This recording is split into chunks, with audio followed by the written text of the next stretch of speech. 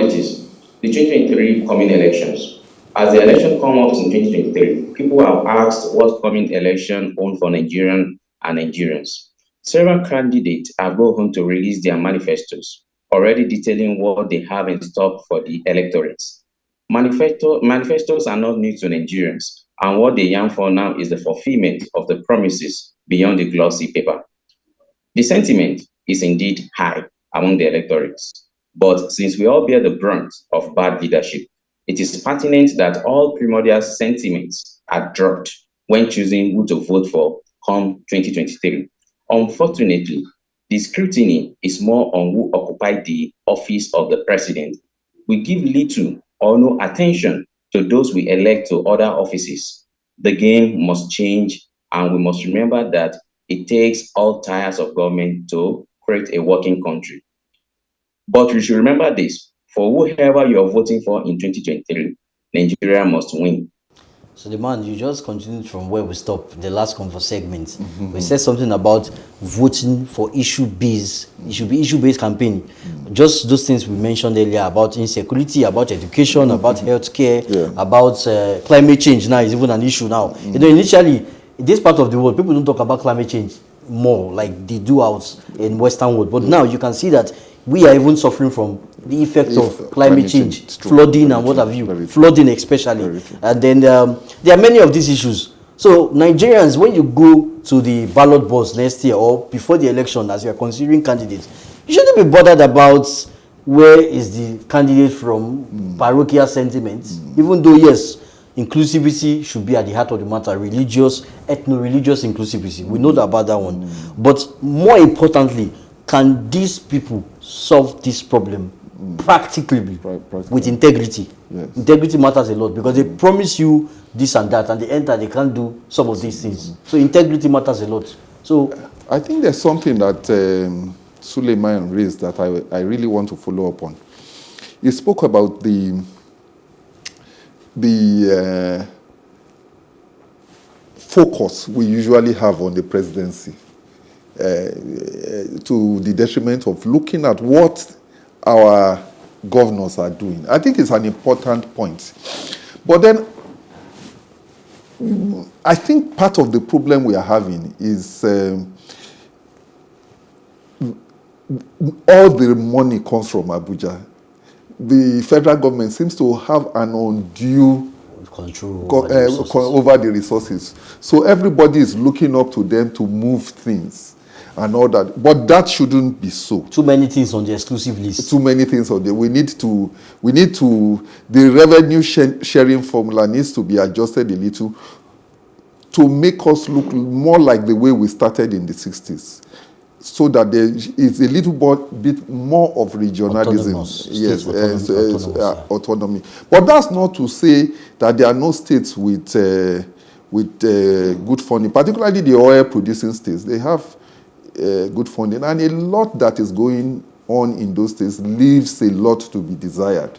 I believe with their resources they could do better, and there's a further problem of lack of coordination between federal and state governments in Nigeria. And local governments. And local governments. For instance, although local education is an issue primarily for states and local governments, but it's an issue of very important, it's critical for national development. So you see the federal government comes in, a way has to be found to make it work. It's not enough for the states where we are the ones in control and not know that since this thing is so important, we need to have linkages with the federal government in the way the US does it so that it is smooth. Because it's not just about your state. You need to listen and engage with the federal, and the federal government needs to know that it has a vested interest in developing human resource. No matter what the Constitution says, it needs to know that in order to develop human resource, you need to link up with the states and know what they are doing in the education sector and make sure that check and balance exactly. So that is the important thing that Suleiman raised, and I think. So Suleiman, you know this issue of I told you that the certain political juggernaut, where you have opportunity of speaking, he will not come directly to the issue. Spend more of the time attacking political opponents or persons of other interest. You saw what happened during the last town hall, Arise News town hall. It's supposed to be a debate, and some of the candidates did not turn up themselves. They had to, some did not show up, like APC. They did not send anybody, and then the principal and his vice. Then PDP sent his vice, and then some other parties were not either not properly invited or something. And then during the process of the debate, where I would thank the organizers, they did quite a good job. But I think the candidate should see it as an opportunity like this to always engage the electorate. You cannot just come and just tell us what you want to tell us and just use the manifesto. This is what you want to offer us, and then get your kind of crowd that will cheer you up, and that's it. No, you have to. It's going to be like a feedback process. You've said your own. How about we engage you? Let's tell you, okay, this part of your manifesto, we have issues with this part, or this part is good, or you adjust this part, or what are you saying about this? Because, there should be a continual engagement from both ways, from majorly from the principals. And yes, it's true, we should not focus on only the presidents, the presidential candidates, because it's not, we have other tiers of government. But they said the head matters a lot. So as we are focusing on the presidential candidates, we should also know our local government candidates, even the gubernatorial candidates, the House of Rep, state parliaments, federal, the National Assembly, and the rest, the various candidates. So, Suleiman, so what can you say about this issue of trying to encourage Nigerians to focus more on issue-based, the issue-based conversations this election period, and not parochial sentiment? Yeah. Someone said one thing the other time. We were having a conversation, and he said one thing about bad leadership is that it is like a stray bullet. It does not really matter who is the target. Are you getting it? No matter which political party you support, we have all been victim of the recent fuel scarcity. We have been victim of high cost of living. We have all been victim of the inflation, among other things. That shows for the fact that if some of us are clamoring for a working nation, or we are saying that, okay, let this campaign be issue-based, let's look at what are these candidates have. We're not saying something extraordinary. All we're just saying is that we all deserve a good and better nation to live in. So the candidates now should focus more on issue. You see, the international community and the nation as a whole is being faced with a lot of challenges. Of recent is the issue of flooding that happened all over the country. You can see how almost half of the country, or even two-thirds of the country, is being affected. If you look at the data of NISA say about 237 local governments were flooded, which comprises of about 33 states in the country. If that is not enough to declare a state of emergency, or a kind of a national national framework to tackle issues like this, it shows we still have a very long way to go.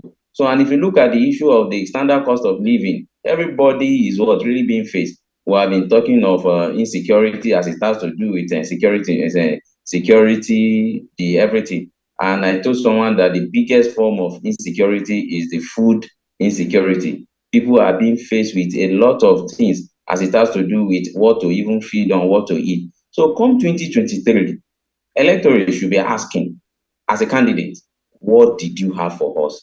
And what are you going to do differently from what others are doing? So the figure, the documents are there to scrutinize. Look at almost all the candidates have released their manifestos, and some that have not even released their manifestos, wherever they have the opportunity to tell Nigerians what they want to do, they've been saying it. So the debate, as you said, is that it provides an opportunity for candidates to sell themselves, not just telling us what we want to do, but we telling you what we want, because it will be a kind of interactive session between the candidate and those he wants to lead. So the debate is a very good avenue, and any candidate that really wants the vote of Nigeria should always use that avenue to sell themselves to the electorate. It has always been like that, and we high time we tell ourselves that the blunt truth, the debate is not a place actually to flex. I quite understand the point of some political parties, saying that we're not properly informed or our schedule clashes. But this is an integral part of the elections that leads to the election. You should create time for debate. So, and I think the Nigerian election debate group, which have been always organizing debate, their debate is coming on soon, and we hope all the major players in the election will at least provide their self to Nigeria to come and tell Nigerians this is what we have for you. So it should be issue based. All right, thank you very much, gentlemen, for your views. Stephen is next after the break. Do stay with us.